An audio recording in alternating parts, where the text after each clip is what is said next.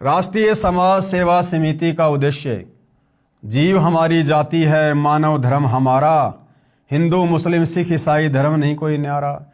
अगर तुम्हारी जीव जाति है, तुम लोगों ने मान लिया, तो नालायकों फिर हम सत्सेवकों की पिटाई क्यों करते हो? हमारे ऊपर तरह तरह के मुकदमे क्यों करते हो?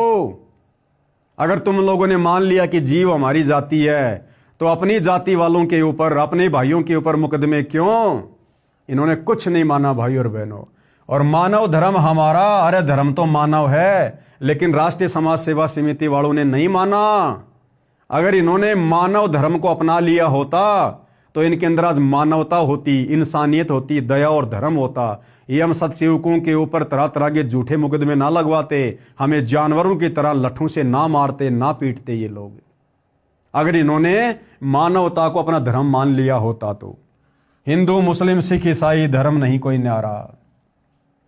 मानव एकता, विभाजित मानव को, यानी आज मनुष्य जो अनेक धर्मों में, जातियों में विभाजित हो चुका है, उसको एक सूत्र में बांधने के लिए अध्यात्म ज्ञान के द्वारा प्रयत्न करना।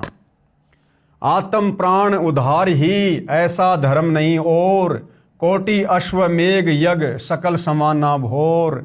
जीव उदाहरण परम पुण्य ऐसा कर्म नहीं और, मरुस्थल के मृग ज्यों सब मर गए दौड़ दौड़।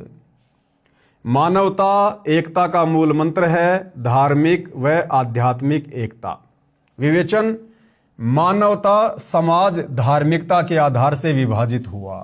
यानी जो मानव समाज है, जो पहले एक ही था, यानी द्वापर युग से पहले ना कोई धर्म था, ना कोई जाति थी, ना कोई संप्रदाय था। सभी मनुष्य थे, वेदों के अनुसार भक्ति करते थे, सभी को सनातनी कहा जाता था। लेकिन आगे जैसे जैसे काल प्रेरणा से धर्म बनते चले गए, उस धार्मिकता के आधार से मनुष्य आपस में बढ़ते चले गए। कोई हिंदू बन गया, कोई मुसलमान बन गया, कोई ईसाई बन गया, कोई जैनी बन गया, कोई यहूदी बन गया। तो धार्मिकता के आधार से मनुष्य विभाजित हुआ है। परमात्मा से लाभ प्राप्ति की जो साधना वर्तमान में हिंदू समाज में प्रचलित है, उस कारण से हिंदू कहलाए। इसी प्रकार यहूदी, ईसाई तथा मुसलमान तथा सिख धर्मों का जन्म हुआ। यदि अध्यात्म के वास्तविक तात्पर्य को न समझा तो कई धर्मों का जन्म होने जा रहा है। कैसे? जैसे राधा स्वामी पंथ बन गया। भाई और बहनों, अब तो चलो परमात्मा आ गए, बहुत बड़ी दया हुई, मेहर हुई। अगर सतगुरु रामपाल जी इस समय पृथ्वी पर प्रकट ना होते, अपने सत्यज्ञान का प्रचार ना करते, आत्माओं को ना संभालते, तो भाई और बहनों वर्तमान 2026 तक तो हाहाकार मच जाता, पृथ्वी पर हाहाकार। और न जाने कितने धर्म बन जाते। राधा स्वामी पंथ ये भी एक धर्म बन जाता, राधा स्वामी धर्म। निरंकारी पंथ ये भी एक धर्म का रूप ले लेता, निरंकारी धर्म। जय गुरुदेव पंथ ये भी एक धर्म बन जाता, जय गुरुदेव धर्म। धन धन सतगुरु पंथ ये भी एक धर्म का रूप ले लेता, धन धन सतगुरु धर्म। लेकिन परमेश्वर आ गए और कहते हैं जब परमपिता परमेश्वर सतगुरु रूप में धरती पर अपने चरण कमल रखते हैं, उनके चरण कमल रखने मात्र से पृथ्वी पर शीतलता आ जाती है।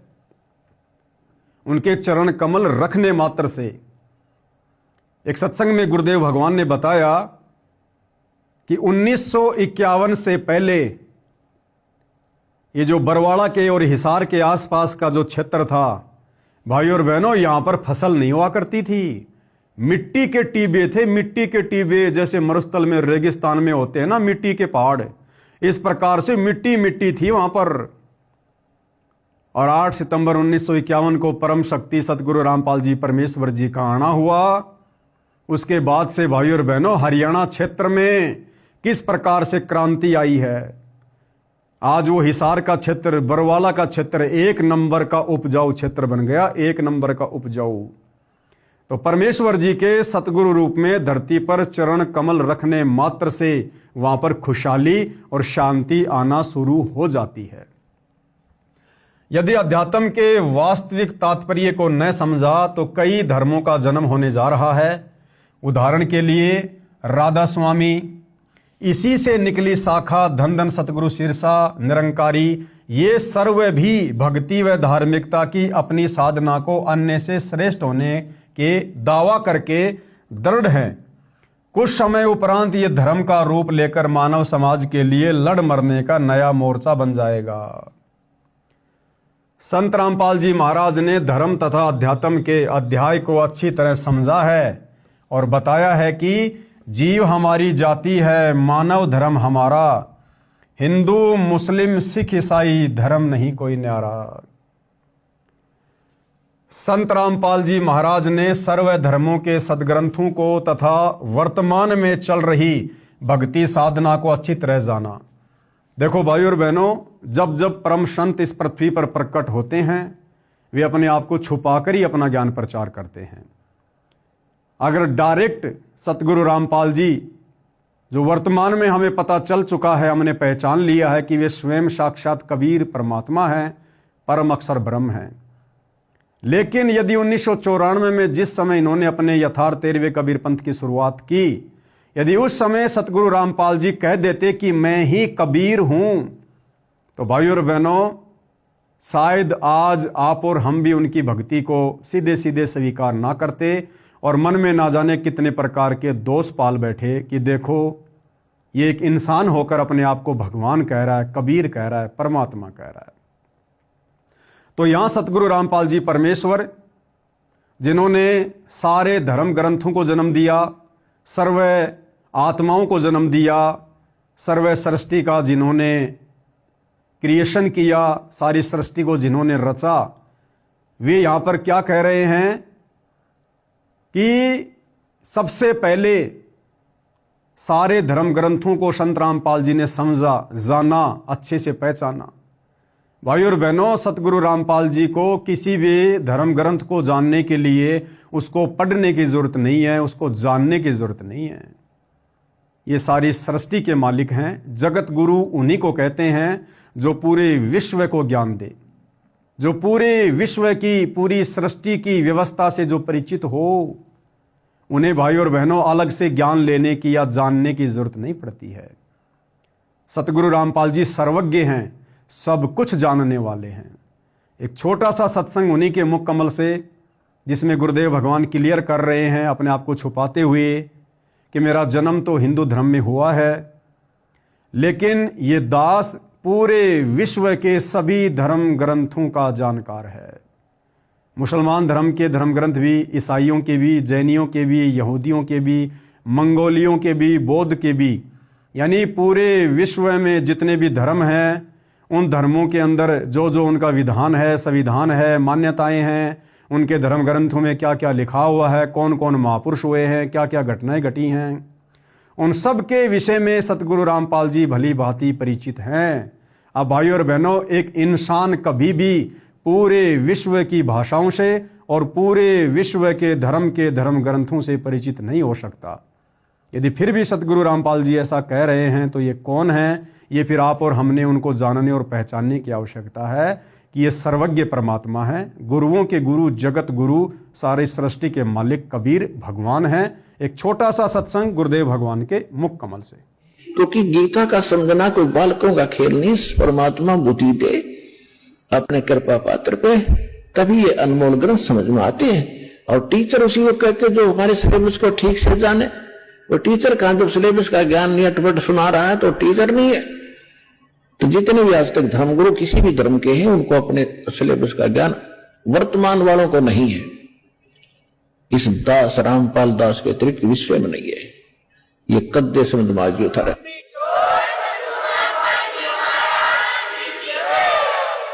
और दास को पूरे विश्व के जितने ग्रंथ है सबका जानकारी है, एक की नहीं। क्योंकि हमारा जन्म तो हिंदू धर्म में हुआ, केवल हिंदू धर्म के सब ग्रंथ नहीं, पूरे विश्व के जितने भी धर्म ग्रंथ हैं सबकी जानकारी दास को दी है कबीर भगवान ने, उस परमात्मा ने।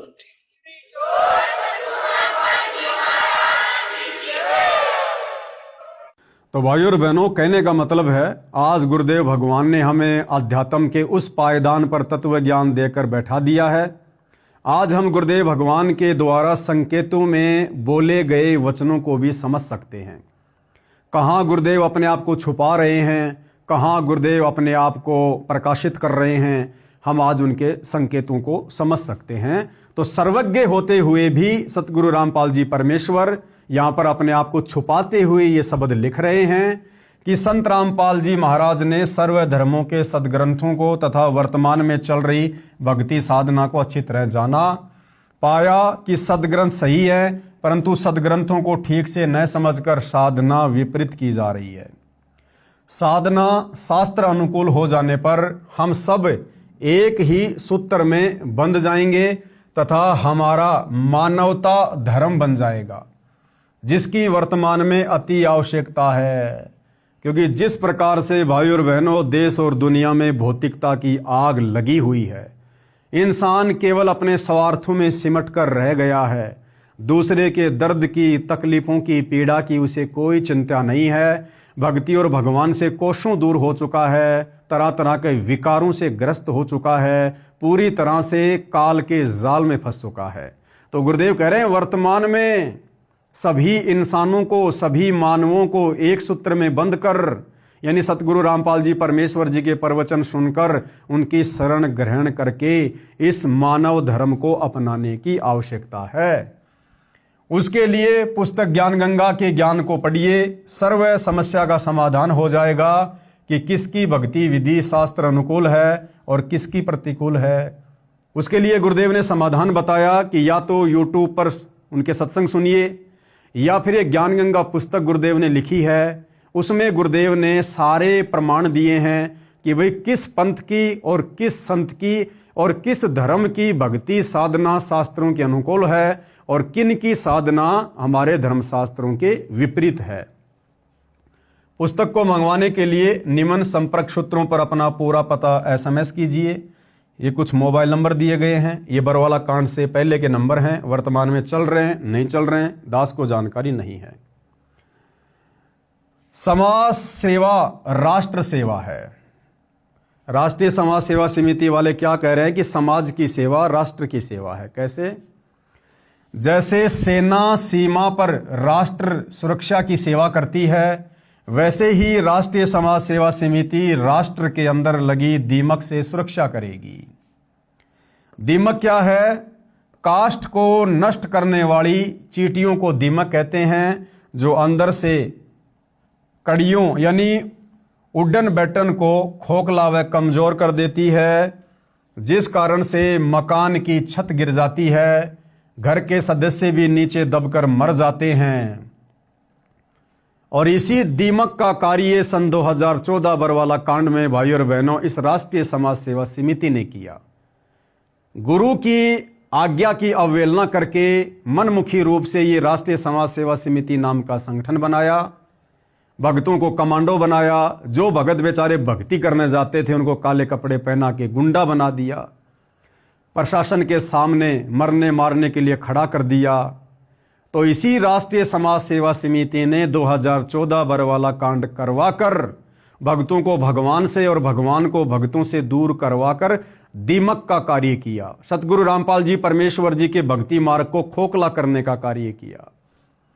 घर के सदस्य भी नीचे दबकर मर जाते हैं। इसी प्रकार निमन दीमक राष्ट्र को खोखला तथा कमजोर बना रही है। इसी प्रकार ये राष्ट्रीय समाज सेवा समिति वर्तमान में संत रामपाल जी के मिशन को खोखला बना रही है, कमजोर कर रही है।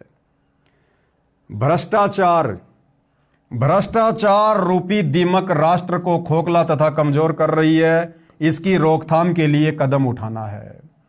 अब भाई और बहनों, अगर इन राष्ट्रीय समाज सेवा समिति वालों ने, संत रामपाल जी के परिवार वालों ने संत रामपाल जी के ज्ञान को अच्छे से समझा होता, जाना होता, तो आज ये इस प्रकार की नादानियां ना करते, ये मनवश संगठन खड़ा ना करते, आज अपनी इस कदर मनमानियां ना करते।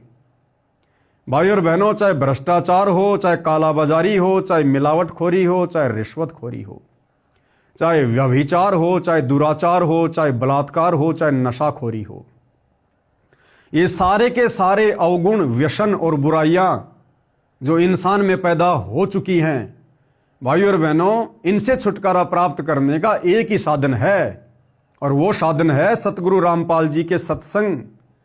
जब तक हम ज्ञान नहीं सुनेंगे, जब तक हम सच्चाई से परिचित नहीं होंगे, जो कर्म हम वर्तमान में अज्ञानता में काल प्रेरणा से कर रहे हैं, जब तक हम उनके परिणामों के विषय में अवगत नहीं होंगे, हम कभी भी बुराई नहीं त्याग सकते, नहीं छोड़ सकते। हम कभी भी एक नेक और सच्चे इंसान नहीं बन सकते। उसके लिए किसी राष्ट्रीय समाज सेवा समिति जैसे संगठन की जरूरत नहीं है। सतगुरु रामपाल जी के ज्ञान की जरूरत है, और यह ज्ञान आपको आसानी से यूट्यूब पर मिल जाएगा, फेसबुक पर मिल जाएगा, अनेक टीवी चैनलों पर यह सत्संग चल रहे हैं। सतगुरु रामपाल जी के द्वारा अनेकों पुस्तकें लिखी जा चुकी हैं।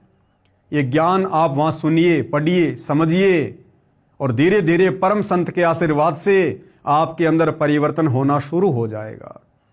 और जिस दिन आप परम संत से उपदेश ले लेंगे और उनके ज्ञान को अच्छे से समझकर मर्यादा में रहकर भक्ति करेंगे, एक दिन आपके अंदर वो परिवर्तन आ जाएगा जो परिवर्तन देवी देवता भी इतनी जल्दी अपने अंदर नहीं ला सकते, नहीं कर सकते।